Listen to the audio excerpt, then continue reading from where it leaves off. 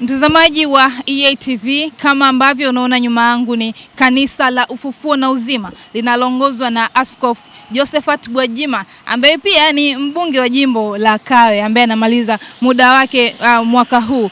Kama ambavyo mnakumbuka, jana mapema kwenye mitandao ya kijamii iliweza kusambaa taarifa ambayo ilikuwa inaeleza kwamba kanisa hili limefungiwa kutokana na kiongozi wake kuhusisha siasa na dini, hali iliyopelekea mamlaka kuweza kufungia kanisa hili. Lakini baadaye pia kwenye mtandao wa Instagram kupitia ukurasa wa kiongozi wa kanisa hili Askofu Josephat Gwajima aliweza kuchapisha video ambayo alielezea kwamba kanisa hili halijafungwa, lakini pia Jumapili ya Juni 1 aliweza kutangaza mfungo kwa waumini wa kanisa hili. Hivyo aliwasisitiza ya kwamba waendelee na mfungo na kutakuwa kuna maombi katika kanisa hili. Lakini jana usiku kwenye mitandao ya kijamii iliweza kusambaa video mbalimbali ambazo zilikuwa zinaonyesha ya kuwa waumini wa kanisa hili wapo nje, lakini pia kwenye kanisa kulikuwa umeme umekatwa. Lakini pia baadaye usiku mishale ya saa 5 usiku Askofu Gwajima aliweza kuchapisha video kupitia ukurasa wake wa Instagram ya kwamba akielezea kwamba nje kumetanda mapolisi na wameweka utepe wa njano ambao kiashiria kwamba huduma katika kanisa hili limesitishwa. Na ndivyo ambavyo unaona nyuma yangu, bado ulinzi umeimarishwa katika kanisa hili. Kuna gari ambalo la maji ambayo yanawasha machoni, lakini pia kuna maafisa wa polisi wengi ambao wapo katika eneo hili kuhakikisha kwamba hakuna shughuli yoyote ambayo inaendelea katika kanisa hili. Tunawatafuta baadhi ya waumini wa kanisa hili tuweze kuwasikia ni nini hasa ambacho kimejiri na kinachoendelea mpaka wakati huu. Tunasikitika sana tunapokuwa tunaona vitu kama hivi vinaendelea kufanyika katika nchi. Kwa kweli vinakuwa vinatutia aibu katika nchi pia na katika mataifa mengine. Kwa sababu gani? Kanisa ni nyumba ya Mungu, na kanisa kama ni nyumba ya Mungu inaachwa kama ilivyo. Kanisa lenyewe linalohusika ni watu ambao ni sisi wananchi, na wananchi wanaenda kwenye makanisa mbalimbali kutokana na imani zao. Sasa unakuta kanisa la Ufufuo na Uzima linakuwa linasongwa sana kutokana na yule kiongozi wa kanisa. Na sio mara ya kwanza, kwa sababu ilishawahi kufanyika Kawi. Tulikuwa tunaabudu na kusali pale Kawi tukafukuzwa, wakiamini kwamba labda hatuna sehemu ya kuomba. Lakini bahati nzuri tulikuwa na sehemu yetu muda mrefu tu, kwa sababu hapa watu walikuwa wengi mpaka wakaamua kututafutia sehemu nyingine ambayo tukapewa Kawe. Tumeendelea kuomba Kawe, kafikia hatua ya kuondolewa. Sasa tena tunakuja hapa kwa ajili tu ya mchungaji wetu, askofu wetu mkuu na baba yetu ameongea kwamba kuhusu habari za watekaji, watu wanatekwa.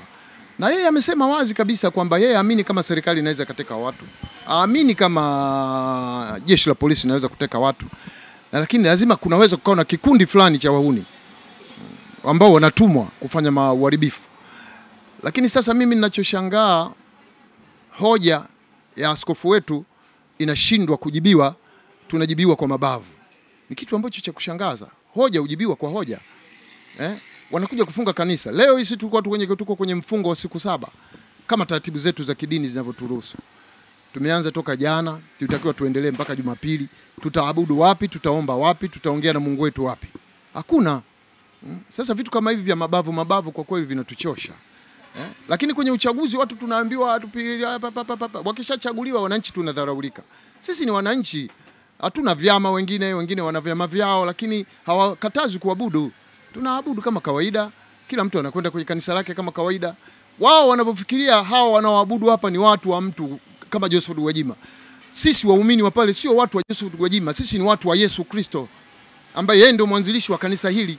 Watu wanasema tulitambui kanisa la Ufufuo na Uzima, tutambui nini? Yesu alisema enendeni ulimwenguni kote mkahubiri injili na kuwabatiza kwa jina la Baba na la Mwana na la Roho Mtakatifu na kuwafundisha yale yote niliyoamuru mimi, nami nitakuwa nyinyi pamoja nanyi kuanzia sasa hata mwisho wa dahari. Sasa nashangaa vitu kama hivi vinafanyika. Kwa kweli sisi tufunguliwe tu kanisa tuendelee. Wao waendelee na mambo yao, lakini sisi tufunguliwe kanisa, tuendelee kuabudu. Basi kama ni hivyo tutabebwa wote tukatupwe ndani, na tuna familia na watoto. Inawezekana hiyo kitu? Haiwezekani. Wadili na mtu mmoja. Ombi letu sisi waweze kufungua kanisa letu.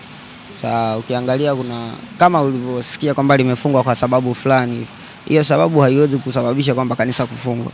Sawa? Na aliyeongea ameongea kama ni mbunge, sawa, sio kwa niaba ya kanisa. Kwa kanisa liwezi kufungwa kwa niaba ya serikali. Hapo watu wanamwabudu Mungu, sawa. Hakuna mtu aliyekuja humo kwamba ni ukumbi wa kampeni. Huu ni ukumbi wa kumwabudu Mungu, kwa hiyo haiwezi kawa sababu ya kulifunga kanisa. Kwa hapa serikali ingeangalia kwamba wana sisi tunafunga kanisa, tunalifunga kwa sababu gani? Kama ulikuwa unamhitaji mtu, mfuate mtu, sawa. Uwezo kufuata kanisa ukalifungia. Kwa sababu hata baba akiwa pembeni, sisi anaturuhusu anayetuabudu, anaenda kwenye shughuli zake. Yule ni askofu mkuu wa makanisa yote, sio Tanzania tu, duniani kote, ambako mahali popote kuna ufufuo na uzima. Sasa kama wangekuwa na maana hiyo ya kufunga kanisa, wangeenda Morogoro wakafunga, wangeenda Dodoma wakafunga, wangeenda Kigoma wakafunga, wangeenda Arusha, mikoa yote, kwa sababu tupo mikoa yote. Neno la Bwana linahubiriwa mikoa yote kupitia madhabahu ya ufufuo na uzima Pugu na makanisa yote mengineyo. Kwa hiyo haiwezi kawa chanzo ya kusema unalifungia. Kama unataka kufunga hapa, funga kote, ili tujue kwamba umeamua kanisa la ufufuo na uzima lisiwepo duniani. Na sisi kama watendakazi na watu wanaomwabudu Mungu kupitia madhabahu ya ufufuo na uzima, tulikuwa tunamuomba Mungu ili serikali iweze kufungua, na Mungu awaguse serikali kwamba waweze kufungua kanisa letu ili tuweze kumwabudu Mungu. Hatuwezi kukaa, kwa sababu ukiangalia leo ni siku ya ibada. Leo tunaabudu wapi? Sawa. Na serikali hiyo Mungu ndiye aliyeweka utaratibu wa uongozi. Sawa. Na uongozi umepitia kiroho. Hakuna uongozi bila kusimama rohoni. Sisi hao ndio tunaiombea serikali. Sasa kipindi cha kampeni na uchaguzi kama hiki kimefika, tunanungunika nani atakuwa anaiombea nchi kama kanisa? Hakuna. Kwa serikali kama ina jambo lingine nataka kufunga, wangeenda wakaongea na mbunge. Hapa sasa nasimama kama mbunge, sio kama askofu. Aliongea kama mbunge, hakusema mimi askofu wa kanisa fulani nimekuja kusema kama askofu. Yeye aliongea kama mbunge. Kwa hiyo natakia wakae bungeni kule wamalize. Ila sio kwa ajili ya kuja kufunga kanisa. Hiyo sio haki kabisa. Kamanda wa Jeshi la Polisi Kanda Maalum ya Dar es Salaam, Sakap Jumanne Muliro, mapema asubuhi ya leo kupitia moja ya kituo cha utangazaji aliweza kutoa taarifa kwamba wanawashikilia baadhi ya waumini wa kanisa hili. EATV tunafanya jitihada za kumtafuta kamanda wa Jeshi la Polisi ili kuweza kusikia kauli yake.